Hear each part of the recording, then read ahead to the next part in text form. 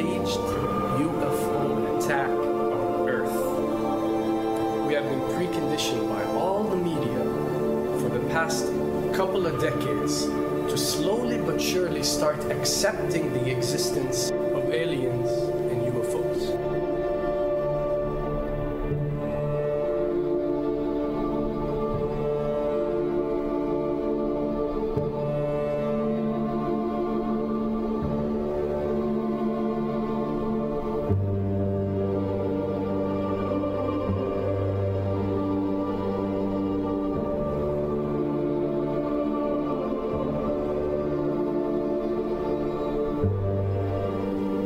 I can tell you right now that 99% of every UFO sighting that has ever taken place has actually not been an unidentified flying object, because this has always been military technologies.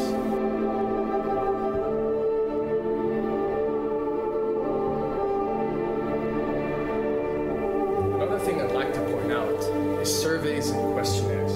You know, we get surveys and questionnaires all the time, sent out by the state or by the government or by our rulers and our officials and so on and so forth.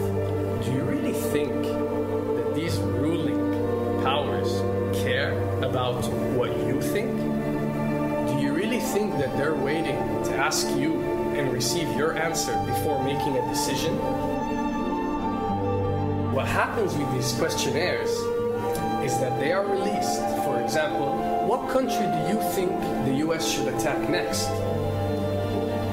And if it yields back results like 70% of the US population believe Iran is the next country that should be attacked, this is actually a study conducted for the effectiveness of the media propaganda that they are using. So when they get such results, they look at it and they be like, all right, amazing. Our media propaganda is working. We are purposely trying to manipulate people to think that Iran should be the next one, and check out the survey results. We're doing a great job in propaganda. That's what it's all about. And if the results come back and they aren't up to par, so let's say 20% want war with Iran and 80% want actual peace, they say, okay, so now we have to go and rework our media propaganda and make it more effective so these percentages change. Why am I saying this? Because of the UFO phenomenon. Since the 60s, the amount of people who believe in extraterrestrials have skyrocketed, and are only increasing day by day in our modern world. This only confirms the success and the plans that are taking place to first manipulate you to believe in UFOs, and second, to conduct a UFO attack that is going to force the whole world to unite to fight off this enemy and accept the New World Order. A former Canadian government official is warning we may be on the verge of intergalactic war, saying, quote, the Bush administration has finally agreed to let the military build a forward base on the moon, which will put them in a better position to keep track of the comings and goings of visitors from space, and to shoot at them if they so decide. I was introduced to the late Dr. Wernher von Braun, in the U.S., the father of rocketry. In my first meeting with him, during that first 3.5 hours, he said to me, Carol, you will stop the weaponization of space, because there is a lie being told to everyone that the weaponization of space is now first being based upon the evil empire, the Russians. There are many enemies, he said, against whom we're going to build this space-based weapon system, the first of whom was the Russians, which was existing at that time. Then there would be terrorists. Then there would be third world countries. Now we call them rogue nations or nations of concern. Then there would be asteroids. And then he would repeat to me over and over, and the last card, the last card, the last card would be the extraterrestrial threat. As a military strategist, as a person who worked on the MX missile, which I did later, he said, you will find that there is going to be a spin to find some enemy against whom we have to build space-based weapons, and now we should expect the spin. And that's the formula, except that it's all based on a lie. A supersonic saucer.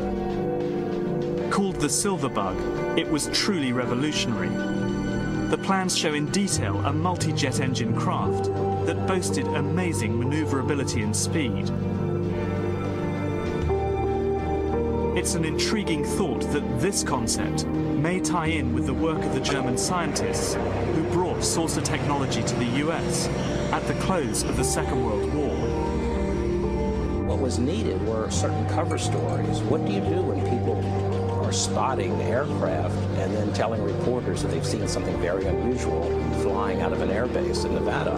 And frankly, this was the origin of a lot of the sightings that took place in the mid-50s, 1954, 55, 56, of unidentified flying objects, the UFOs. So the CIA was involved in encouraging people to believe that, yes, they saw UFOs, and the CIA and the military tried to be very helpful to reporters to get these stories out, to divert the attention of the country, and particularly the people in this region, about what they had actually seen. Mexican Air Force pilots capturing on videotape what are said to be 11, count them, 11 UFOs. The Mexican Air Force has released a video that some of you are going to find difficult to believe. A journalist says it shows images of UFOs tracking a Mexican military plane. So what's the truth about UFOs? The story of successive attempts to develop radically new forms of flight, conducted under the strictest secrecy, is inextricably bound up with our relationship with UFOs over the last 60 years. Whether it's Allied pilots buzzed by strange balls of fire in 1942, or the Roswell incident 5 years later, there is a strong case to be made that secret military technology offers a convincing explanation for many UFO stories. Anytime the government has secrets that they can keep from us, they can manipulate us by those secrets. In essence, they still remain 25 years at least ahead of us in technology, information, and knowledge, and secrets, and they are using them against us.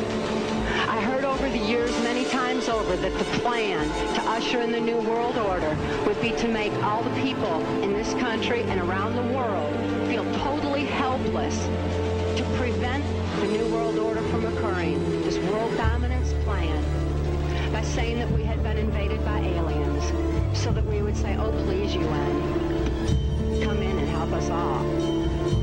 So bear in mind that there is a planned orchestration to get people to be submissive through a secret technology and information that they're keeping from you under the blanket of the so-called National Security Act.